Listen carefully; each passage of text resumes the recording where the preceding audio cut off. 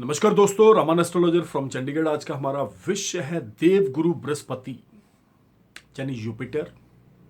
Jupiter के बारे में मैं आज आपको मैक्सिमम जानकारी दूंगा। क्या है, कैसे हैं, क्या फायदे, क्या नुकसान, ये सारी चीजें मैं आपको रत्न, धातु, मेटल्स क्या क्या हैं, सारी चीजें बताने की पूरी कोशिश करूंगा।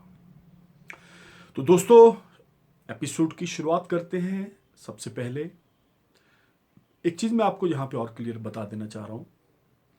अगर आप ये एपिसोड को देखते हैं तो कोशिश करें उसको, इसमें दी गई जो टिप्स हैं उसको अप्लाई करें।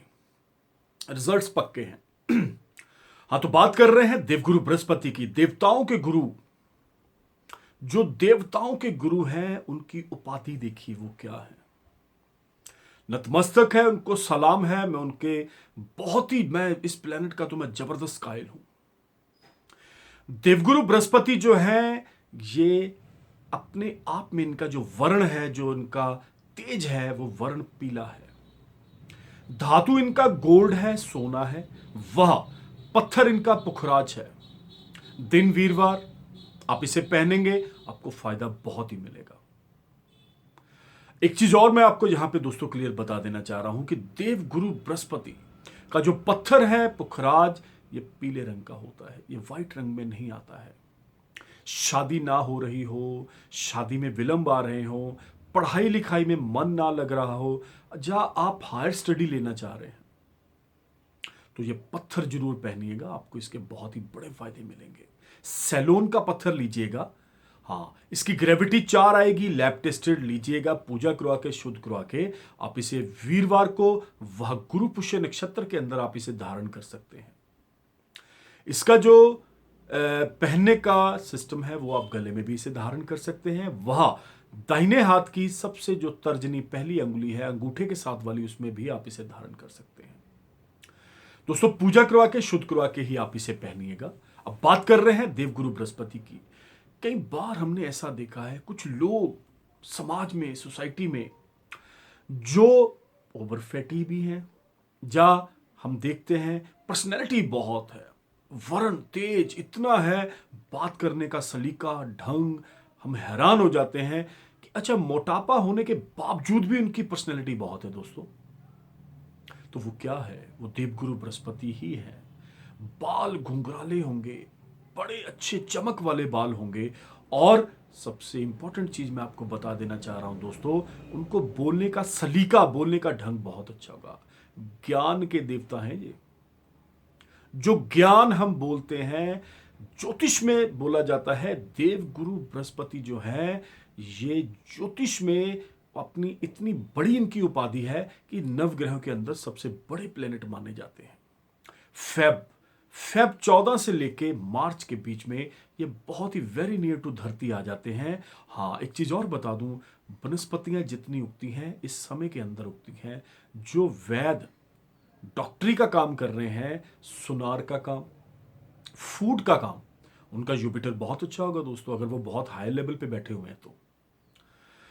हाँ दोस्तों, एक चीज और मैं यहां पे क्लियर कर देना चाह रहा हूं, टीचिंग लाइन से रिलेटेड भी जुपिटर को ही मैं श्रेय देता हूं। जितने टीचर्स हैं, जितने प्रोफेसर्स हैं, अच्छे लेक्चरर हैं, वो सारे जुपिटर के अंडर ही आते हैं दोस्तों। धनु लगन जिनका है, धनु राशि जिनकी है, वो भी बृहस्पति के अंडर ही है। उनका स्वामी लगन लॉर्ड देवगुरु बृहस्पति हैं।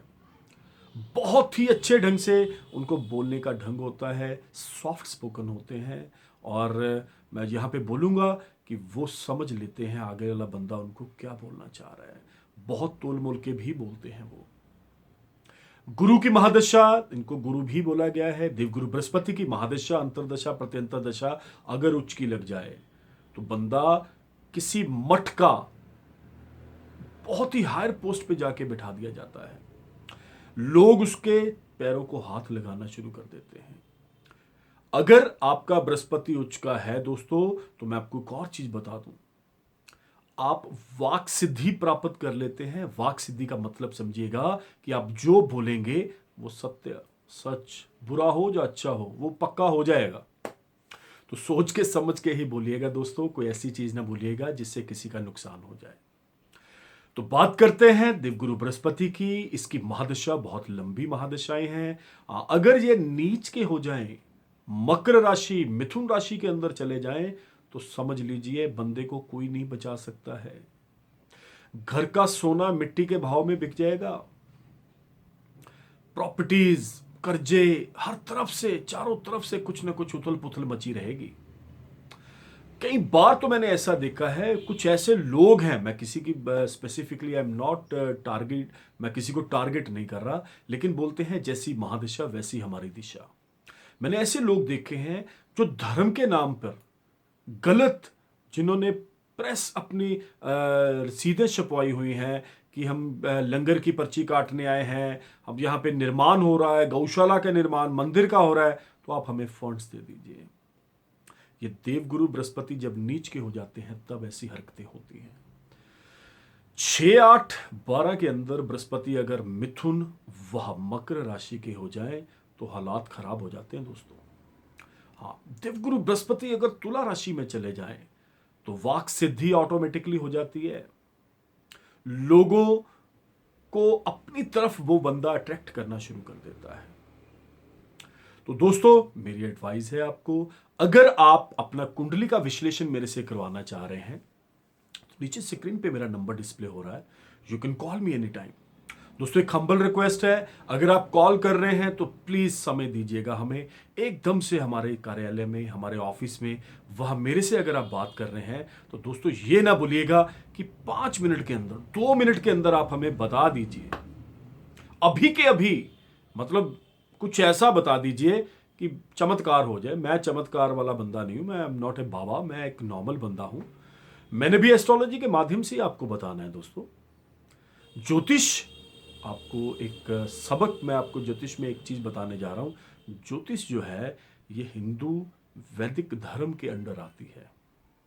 वह इसमें जो प्लैनेट्स हैं उसका असर जो है वो स्लोली ही चलता है। अगर आप परमानेंटली फिट होना चाह रहे हैं तो आपको मेडिसिन लॉन्ग टाइम तक खानी पड़ेगी, तभी आपको इसके रिजल्ट्स आएंगे, वरना नहीं आएंगे।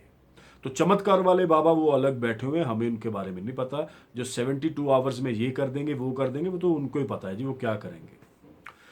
तो कोशिश मेरी यही होती है कि मैं अपनी रेपुटेशन को दांव पे ना लगाऊं। देखिए दोस्तों, अपने साथ में जोड़ना चाहता हूं, एस्ट्रोलॉजी को एक मिशन की तरह आगे लेके जाना चाह रहा हूं। आप सहयोग करें, मेरे साथ जुड़ें, ताकि जो आपकी भ्रांतियां हैं, जो वहम है, जो भ्रम है, वो सारे एस्ट्रोलॉजी के माध्यम से बाहर मैं आपको क्लियर कर पाऊं। दोस्तों, अगर आपको ये मेरा एपिसोड आप लाइक करते हैं तो कोशिश करिए इस चैनल को सब्सक्राइब करें। मैं आपको ढेरों नए एपिसोड दूंगा और अच्छी जानकारी दूंगा, ताकि आपको और आपके फैमिली मेंबर्स व आपके सर्कल में कोई भी ऐसी चीटिंग या ऐसा कोई धोखा आपके साथ ना हो जाए। मिलते हैं बहुत जल्द, तब तक के लिए नमस्कार, धन्यवाद, have a nice day, thank you very